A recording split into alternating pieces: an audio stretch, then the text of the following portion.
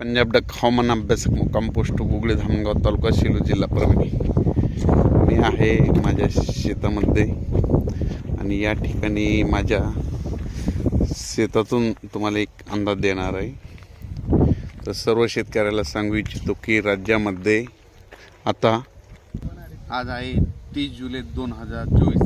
आजपासूनचा परत शेतकऱ्यासाठी अंदाज देत आहे आणि हा माझ्या शेताचा मधून तुम्हाला अंदाज सांगणार आहे।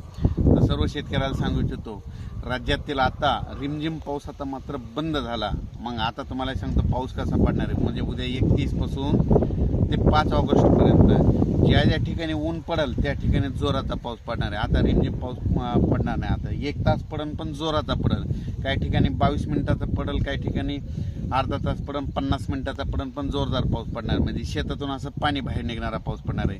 म्हणून हा अंदाज लक्षात घ्यायचा। म्हणजे सांगायचं झालं तर 31 जुलैपासून ते 5 ऑगस्ट दरम्यान राज्यामध्ये चांगला पाऊस पडणार आहे, म्हणून हा अंदाज लक्षात घ्यायचा। तर राज्यामध्ये सांगायचं झालं तर विभागवाईज सुरुवातीला घेऊ। राज्यात आता 5 ऑगस्टपर्यंत राज्यामध्ये म्हणजे कसा पाऊस पडणार आहे, सुरुवातीला आपण पूर्व विदर्भाकडून घेऊ।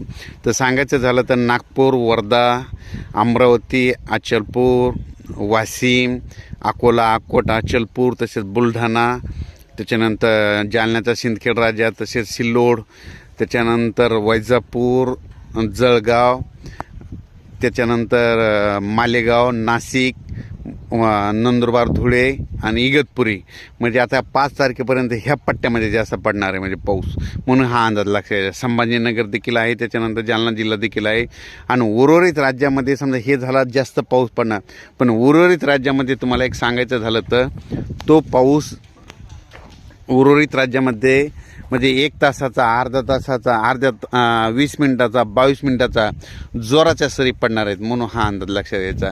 राज्यात एकंदरीत परिस्थिती बघितली तर राज्यामध्ये पाऊस काय आणखीन अद्याप उघडला नाही। शेतकऱ्याची कामे सर्व शेतकऱ्याला विनंती, जशी वेळ भेटेल तसं तुम्ही काय करा, तुम्ही तुमच्या फवारण्या करून घ्या, कारण की राज्यामध्ये एकदम असं कडक ऊन पडणार नाही। फक्त 6 आणि 7 तारखेला थोडं ऊन पडेल, म्हणजे 2 दिवस, पण ते लगेच त्याच्यानंतर 8-9 तारखेला लगेच परत पाऊस येईल 9 ऑगस्टला, म्हणून सर्व शेतकऱ्यांनी हा अंदाज लक्षात